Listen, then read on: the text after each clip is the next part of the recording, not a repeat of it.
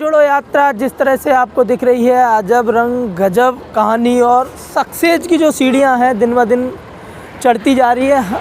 भारत यात्रियों की बात करें तो भारत यात्रा से ज़्यादा भारत यात्रियों की जो कहानी है वो भी उससे ही ज़्यादा रोमांचक है। कैसे देखते हैं के जी? सबसे पहले तो आप ये बताइए, भारत यात्री हैं आप, भारत जोड़ो यात्रा जिस तरह से चर्चा का विषय है, लोग भारत यात्रियों को भी जानना चाहते हैं। सबसे पहले आपको जानना चाहेंगे आपकी क्या स्टोरी है, आप क्या हैं और कैसे आप भारत यात्रा से जुड़े? मेरा नाम के शास्त्री है, उत्तर प्रदेश के मथुरा जनपद का रहने वाला हूँ। कांग्रेस पार्टी में नेशनल कोऑर्डिनेटर हूँ सोशल मीडिया में। और अगर यात्री की स्टोरी के रूप में अगर जानना चाहते हो तो हर यात्री इस भारत जोड़ो यात्रा में जुड़ने के बाद में उसने अपने आप को गौरवान्वित महसूस किया है, उसको इस देश को नज़दीक से जानने का मौका मिला है। और कांग्रेस पार्टी ने 120 लोगों को स्टार्टिंग किया था भारत जोड़ो यात्रा में भारत यात्री के रूप में। अभी उनकी संख्या 200 हो चुकी है। जो लोग बिना भारत यात्री बने रेगुलर कन्याकुमारी से चल रहे थे, हमारी लीडरशिप ने उनकी मेहनत को, उनके यात्रा के प्रति और देश के प्रति समर्पण को देखते हुए उनको सम्मान दिया।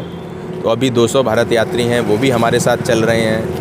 इस देश में जितनी समस्याएं हैं उन समस्याओं का समाधान तभी संभव है जब हम लोग जागरूक हों और हम बूथ पर जाते समय अपनी समस्याओं को सोच करके उंगली चलाएं, न कि किसी भावना में बह कर के उंगली चलाएं।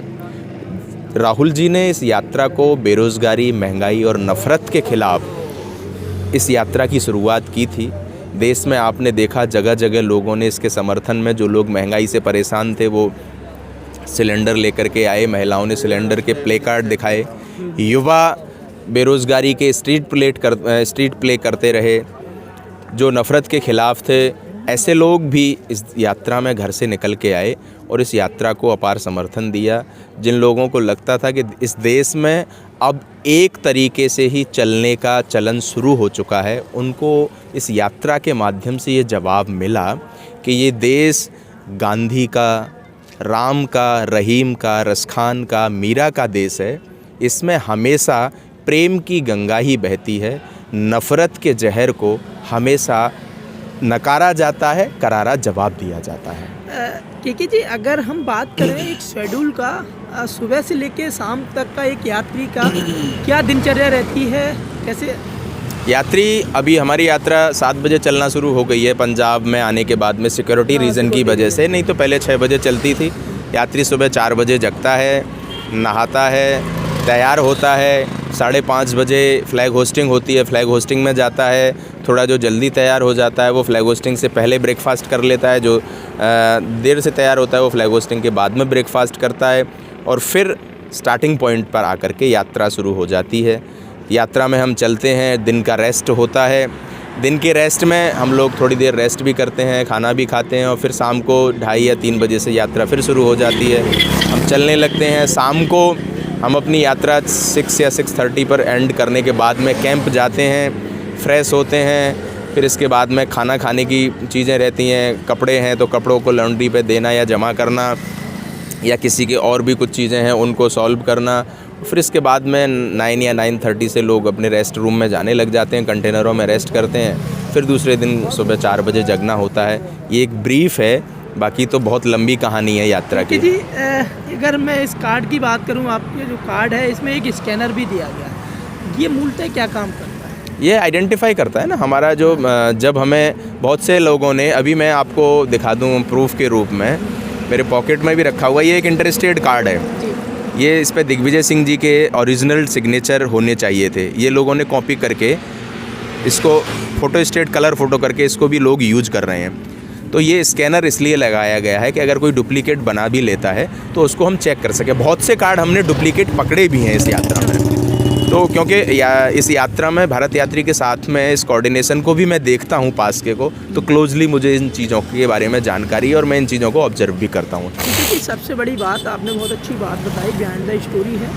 कोई यात्री अगर इसी जगह से यात्रा से प्रभावित होकर आपके साथ चल रहा है और यात्रा से प्रभावित होकर विचारों से प्रभावित होकर आगे आपके कंटिन्यू करना चाहता है तो उसका क्या प्रोसेस रहता है? उसको कार्ड कहाँ का पीसीसी उसको प्रोवाइड कराएगा या यात्रा में ही कुछ ऐसी? देखो, जो भी यात्री नया शुरू होता है वो पहले अपने स्टेट में राज्य यात्री के रूप में चलता है। अगले स्टेट में भी उसको राज्य यात्री का पास दे दिया जाता है। जब हम केरल से चल रहे थे तो हम जो लोग केरल में चल रहे थे उनको हमने कर्नाटक में आके इंटर स्टेट का पास दिया। जो लोग कर्नाटक में चले उनको आंध्रा में दे दिया। फिर इसके बाद में लोग ज़्यादा आते रहे तो हम सोचने लगे कि फिर 2 स्टेट जो चल लेता है इसके बाद उसको इंटर स्टेट पास दें।